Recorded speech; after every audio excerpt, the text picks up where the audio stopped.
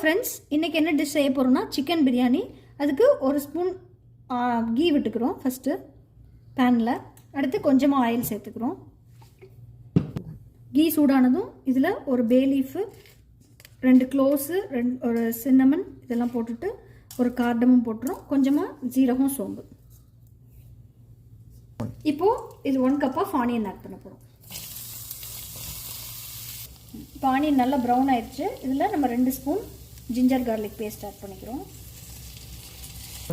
இஞ்சி பூண்டோட பச்சை வாசனை போனோன்னு 1 மீடியம் சைஸ் தக்காளி போட்டுக்கிறோம்.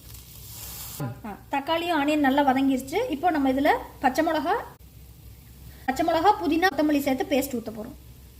இப்போ எல்லாமே நல்லா பேஸ்ட் ஆயிடுச்சு. இதில் கொஞ்சமாக டர்மரிக் பவுடர், கொஞ்சம் coriander powder, 1 spoon 2 spoon biryani masala, ஒரு 1/2 ஸ்பூன் கரம் மசாலா. நல்லா மசாலா பிளெண்ட் ஆயிடுச்சு. இப்போ 1/2 kg சிக்கன் ஆட் பண்ண போகிறோம்.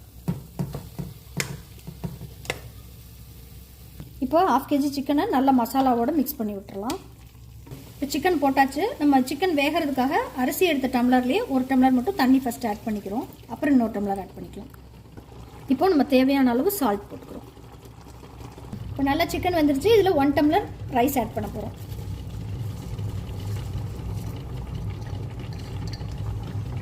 இப்போ ரைஸ் ஆட் பண்ணிட்டோம். இந்த மாதிரி 1 டம்ளர் ரைஸ் எடுக்கிறீங்கன்னா இதில் 2 டம்ளர் தண்ணி ஆட் பண்ணிக்கணும். இப்போது நம்ம விசில் விட்டு பிரியாணி ரெடி ஆயிடுச்சு. நல்லா பீஸ்லாம் நல்லா வெந்துருச்சு. இப்போ நம்ம அதை பிளேட்டிங் பண்ணிடலாம். இப்போ நம்ம பிளேட்டிங் பண்ணியாச்சு. சுவையான சீரக சம்பா biryani ready, chicken biryani ready. எக்கு ரைத்தாவோட சர்வ் பண்ணுறோம்.